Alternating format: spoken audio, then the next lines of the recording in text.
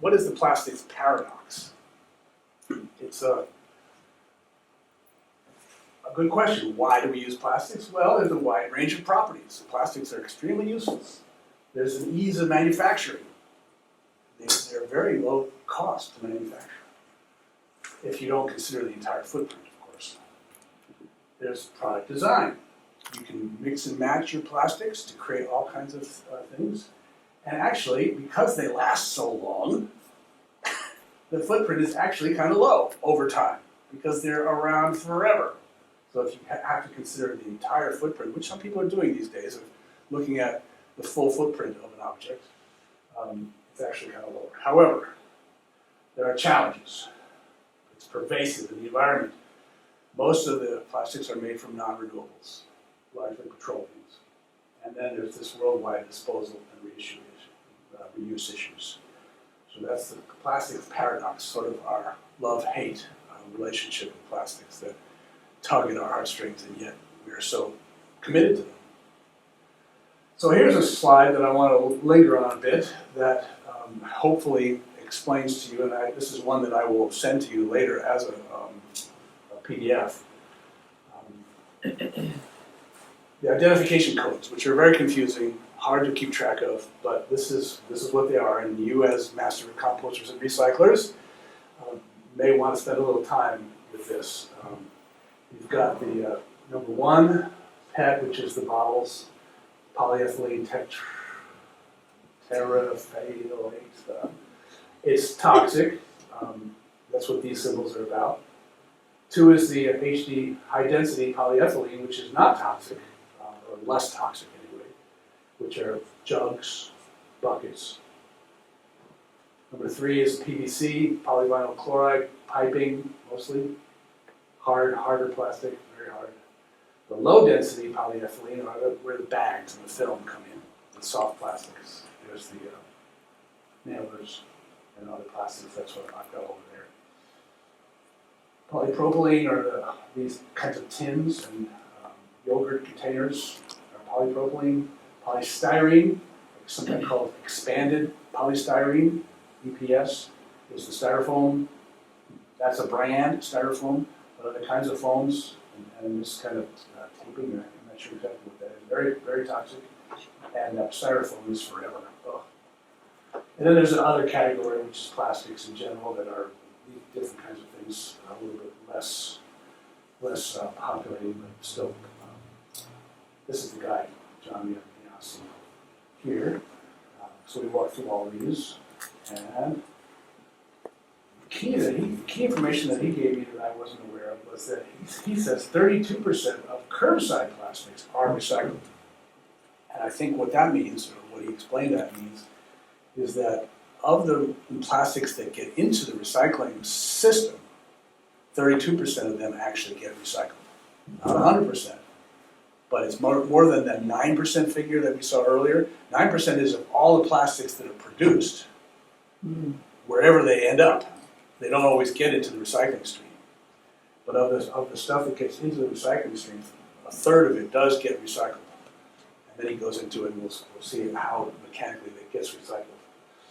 And here are this side of the screen was the very small graph, which I enlarged to be this. It shows the number 1, PET bottles, 40%. This is the capture rates for U.S. cities average. Aseptics and cartons, which are plastic-lined paperboard, like orange juice containers, milk containers, ice cream containers. And the aseptics are the shelf life, the ones that sit on the shelf and don't need to be refrigerated. Soups, drinks, square, usually rectangular boxes. Those are called aseptics. They have, not only do they have plastic, a liner or 2 of the plastics, they also have foil inside them. So they are very hard to recycle. There's no place up here that will recycle them. Down in Seattle, Cedar Grove has a system that they can recycle them, but we don't have any way to recycle aseptics over here, or and cartons, and then other plastics. So there's yes. Sorry. Go ahead. You have your hand up. Oh, I just had a quick question. The black containers that you buy your plants in, those are PP5s, I think. Yeah, I think they were. Somewhere I have something about them. Those are, oh, I know, that'll come up in a minute. Okay. They're not recyclable per se. You either have to toss them you have to reuse them if you can, first of all. Otherwise, they can get recycled at SSC for a fee. Take a whole bunch of them, collect them over time, and take them down to SSC, and they'll recycle them somehow. I'm not sure of that. That's some sort of other plastic packaging. Mechanical recycling. This is, he spent a lot of time on this, and I'm just going to do a quickie. This is how the actual MRFs, materials recovery facility, those are the recycling centers that actually receive the truckloads of stuff. They collect it. There's a MRF. Goes to the MRF, and the MRF sorts it, then reduces its size, usually by cutting the plastics we're talking about in particular. Cleans it all up, so just washes it, gets the stuff off of it, melts it, mixes it, and then puts it into making more recycled plastic out of it. And he goes into a really interesting description of it, including some pictures that I've decided not to include here, but that's just the flow of the mechanical recycling process. And it's painstaking. And there's a lot of staffing, a lot of mechanical machinery that's involved that can get clogged up if you've got the wrong kinds of stuff in there. This is where contamination comes in and makes a problem for the recyclers. So he asked the question, are all our steps really worth it? Do we actually improve things by... Yes? Do you have any idea how much water is used in the cleaning process? A fair amount, but I don't have any particular idea, no. But there's a lot, water is used in lots of things that we aren't aware of. So don't get me started on water, that's a whole other dynamic that we're going to be facing increasingly. But for mechanical recycling, here's how he adjusted, how he assessed it. For the manufacturing and landfill of the HDPE and the manufacturing and incinerating, here are the footprints, basically, energy used, and then here's what recycling used. And 3 separate studies did suggest that mechanical recycling is worth it, because it's less than half the energy used to recycle and make new plastic, but at least it's out of the landfill for the moment. So that was his conclusion around that. So now I ask, even if so little plastic is recycling, wouldn't you rather be found in that group of people who are recycling it instead of the current majority that has given up or doesn't care? Yes, Nancy.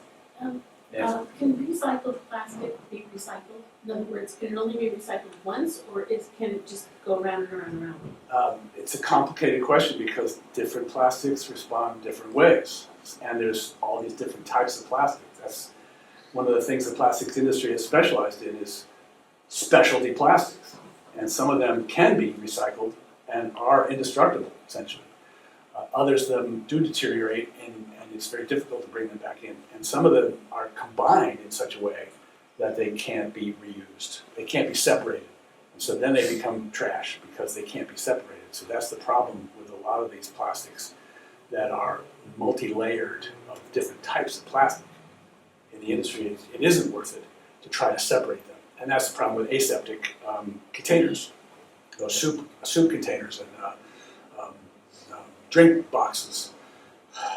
It's very difficult to separate those layers of plastic and the foil in there. And it just isn't, the reward, the demand from the consumer for recycled products, made from recycled products, just isn't there. But I think you are examples of people who are willing to be found in the group of people who are pushing for recycling and in fact doing it. And we're not alone, those of us that are out there. We're modeling it, but it's a global issue.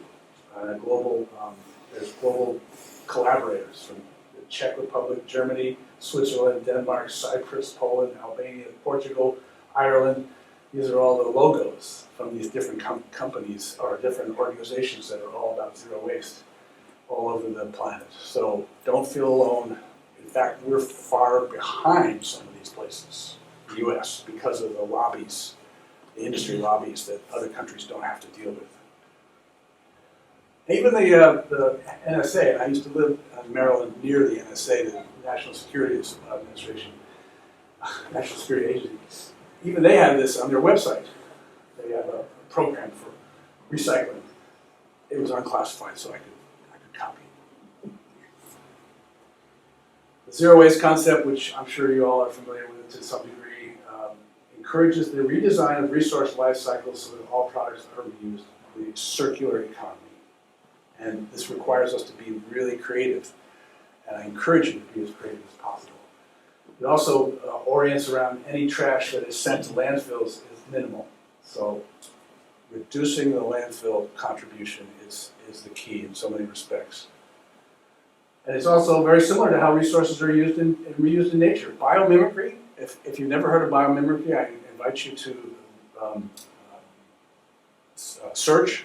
There's a whole field of biomimicry, which is about learning from the earth. The earth knows how to do these things. And to the extent that we ignore those lessons, we're flying in the face of the earth. And biomimicry is a way of learning to orient our human civilization more in harmony with the earth. It's a fascinating and in some cases very technical, very scholastic even, field, but it's rich, very rich biomimicry. And it's really oriented in zero waste. Here's some creative ideas. Eco-drinking straws from Vietnam. A fellow who has created biodegradable straws out of wild gray sedge grass stems that grow in the swamps of the Mekong River, the Delta. Here he is, producing 3,000 straws a day, making a profit of $400 a month. And the straws can be used for up to 6 months. It's fantastic. Drinking straws, these are. Here's somebody from the Cameroons who uses wasted plastic bottles to build canoes that float. There they are down here. These are all plastic bottles. And there they are having a good time on the plastic bottle canoe. And then there's eco bricks, which are, I have one right here on the table that I produced. Very labor intensive. You cut out pieces of plastic and stuff them in the plastic bottle. But, if you do a lot of that, or have a group or a bunch of kids or somebody who are watching TV while they're doing it, maybe or something, you create these bottles and you can use them on coffee tables or little stands, or you can do them in various ways. Plus, it's an exercise that really opens your eyes to how much plastic, because you collect plastic, soft plastics, and cut it all up and you create these eco bricks. So it's more of an exercise than anything that's going to be really productive, unless you've got a lot of time on your hands and your fingers can push small pieces of plastic into plastic jugs. But it keeps them out of the landfill, and maybe even puts them to good use. Maybe even for building ski resorts. I don't know. So the top 10 tips, first of all, avoiding single-use plastic. Use the filter in your own head when you're handling plastic. Is this a single-use piece of plastic, and is there a way I could avoid it? Besides buying loose and in bulk, buying quality and quantity, decluttering and donating, ditch the plastic water bottles. I try not even to touch them anymore, and use the reusable bags and cutlery. Do it yourself, repair things rather than tossing them, composting, of course, and then recycling as a last resort. Our neighbor to the north, Vancouver, BC, is really on it. This is a piece that I got from their website. The cities, the greenest city, this is their goal, a stated goal, and this is on their website. So they have a zero waste approach for the entire city. And what do you know? Their recycling is at the bottom of the inverted pyramid, avoiding being at the top. So this is behavior modification. Avoiding plastic is all about behavior mod. B.F. Skinner would be very proud of us, I suppose. I learned about behavior modification back in the day. Anyway, that's the key piece, and I can't stress it enough that we have to learn to change our behavior away from plastic use. But Vancouver is a great model. zero waste lifestyle best practice is that anything aimed toward landfill should first be considered for repurposing. Can this be reused in some fashion? Then, if it's compostable, it should go to that, and then recycling. And we especially avoid single-use plastics. This was me, no. Zipper bags, for instance, are not single-use. The number of perfectly good zipper bags I find in the soft plastic stream, just phenomenal. And I take them home, clean them up, rinse them out, dry them off, and they're perfectly reusable again. In fact, here's a website from Mycosaurus on Instructable Living that here are some examples of things you can do with your zipper bags. Airplane phone holder, I never thought of that. You know, where the little switch is for the pull-down tray, you just stick the phone in the bag, and then lock it into the top of the switch for the table, and then the phone is sitting right there in front of you. You don't have to worry about dropping it. Frosting delivery, you cut a little hole in the edge of it, just squeeze out the frosting, or other funnel type uses. Marinade in the bag, which many of you probably do. You can roll breadcrumbs carefully in it so you don't break the bag, but it's very easy to do. Showerhead soakers, this is a chore around the house that you need to do every so often, to put some vinegar in a bag and let it soak around your showerhead. You can use it on the bigger ones on an ice cream container, and it keeps the ice cream fresh. Store paintbrushes, you blow into them with a straw, and then seal them off, and you can make airbags for packing if you have to send something. And finger painting, you put the paints inside the thing and give them to kids, and they can move them around and have fun with them, but it doesn't get messy. Anyway, just a few ideas of being creative around zipper bags. Now, back in 2018, you may remember that China changed its rules and reduced the percentage of contamination, severely reduced, that they would allow on our freighters coming over with our recycling from America. It was such that basically they closed the border to our recycling. So we scrambled in the US. We were not prepared for this, and it really hurt a lot of the MRFs, the materials recovery facilities. But here in Bellingham and Whatcom, we were much better off because we have this separating at the curb. We're not single stream here yet. There's a pilot program that's going to be coming on. SSC has announced that they're going to explore single stream collection here soon in certain areas. There are economic reasons for that for them, because the recycling industry does not pay for itself at all, and it's been going the opposite direction. It's becoming more and more expensive to process recycling, and so they're trying to figure out how to have a business model. And the single stream is a lot cheaper and a lot less.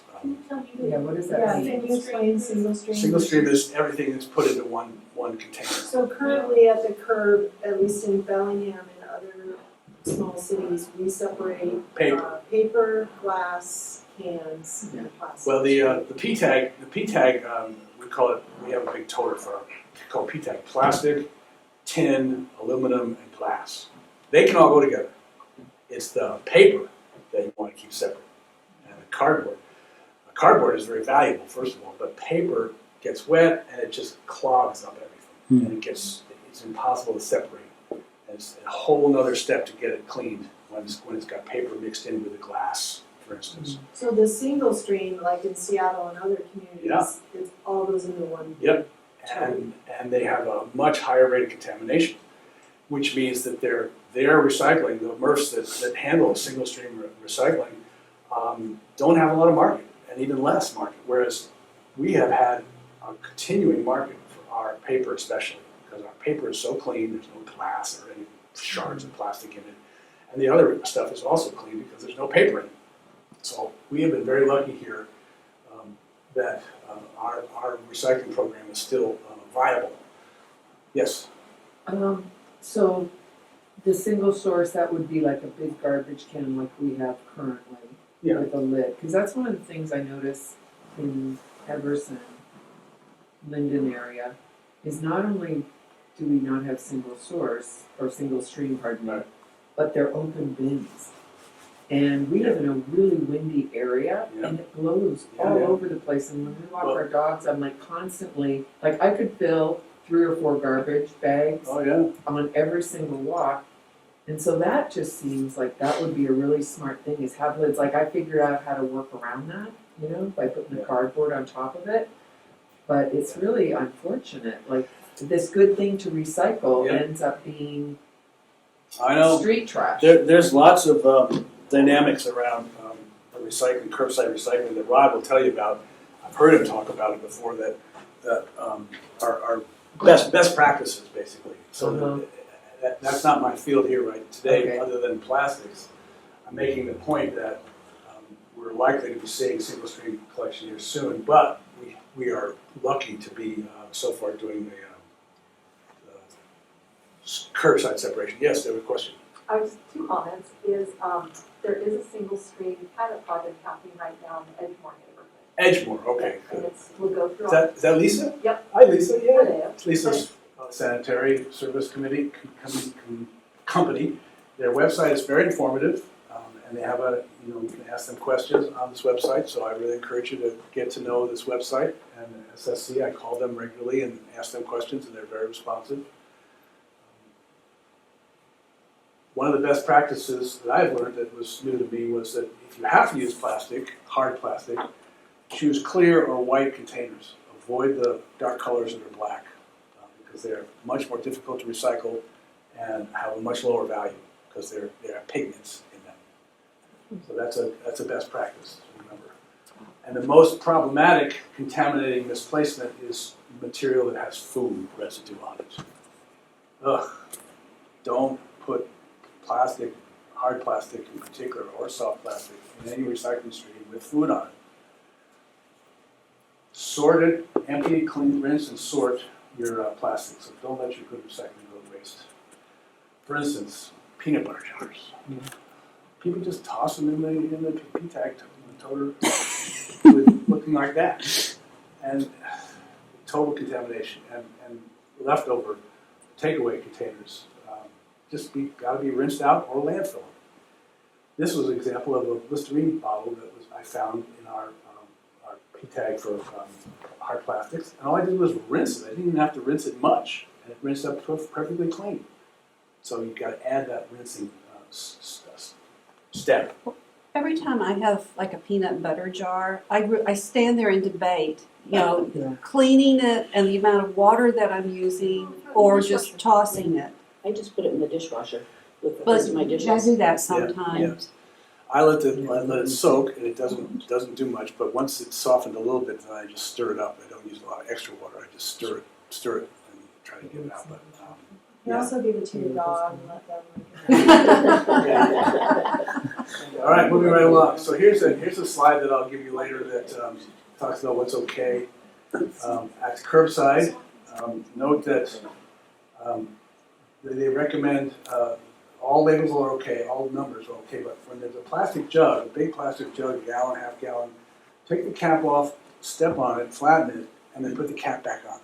Because the caps are problematic in the machinery. And if the cap is the same material, plastic basically, you can put it back on. You don't do that. You take caps off of glass. You take metal caps off of glass jars. Separate them. But for the plastics, the recommendation is to flatten it because it takes up less room in the trunk. But you can recycle plastic containers for all kinds of products, but not hot cups. The hot cups have plastic lining in them, and they're paper, paperboard and plastic lining. But some of these single-serve cold beverage cups and lids, those can be recycled, but not the hot ones. The lids, the hot cup lids can be recycled because they don't have, they're solid plastic because they're not, the black, usually black tops. So you separate those two, and you have to toss the hot cups, unfortunately. Yes? For people who change their own oil in their cars and motors and things, most of your oil comes in plastic containers now. All right, on this slide here, any plastic, this is what's not okay on the curbside. Okay. Any plastic containers that held potentially hazardous materials such as motor oil, antifreeze. I pull those out all the time. I live in co-housing. in Fairhaven, and so we have 2 big waste corrals with lots of toters for 75 people. So I'm monitoring these things all the time. I'm always pulling antifreeze and oil containers out of there. I save them in my shed and then make a run up to the toxics facility by the airport every now and then. Because they can't really recycle those things. Or plastic pumps. I meant to bring one of those little pump things on your lotion or your spray bottles. Those pumps are not recyclable at all. They have to be trashed. So you need to pull them out off of the containers. Certainly no styrofoam or other foams, no tableware or toys or insulation. This is the thing that I need to put a big, I need to move that X down over here now, because this is where I thought it used to be that you could take these down to the drop box facility. But no more, I guess. That's too bad. So they will recycle rigid plastics curbside, but not film. That's not available on curbside, such as bags, packaging, bubble wrap. They can, however, be taken directly to some of the local stores if the soft plastics are clean and dry. Clean and dry. You can make your own collection station for soft plastics, especially in the workplace, for instance. And here are best practices around soft plastic bags and packaging. Happily, we're seeing fewer and fewer bags, shopping bags. Must be clean of food and dry, because moisture will create mold when it gets condensed with all the other bags. If there's moisture in there, it can ruin an entire cube of recycled plastic, soft plastics. And for the zipper bags, you got to cut off the hard sealer first. Anything that's hard, whether it's a drag across or an actual sealer, push sealer or whatnot, those are different kinds of plastic. They will just toss the whole bag into they'll separate it and put it in the landfill, unless it's separated from unless you separate it in the zipper. They don't want any hard plastics in with the soft. Remember, this is a soft, what's called film plastic. If it's noisy, right? Noisy is one way to tell. I'll show you a number of the different types of soft plastics. If it's not noisy.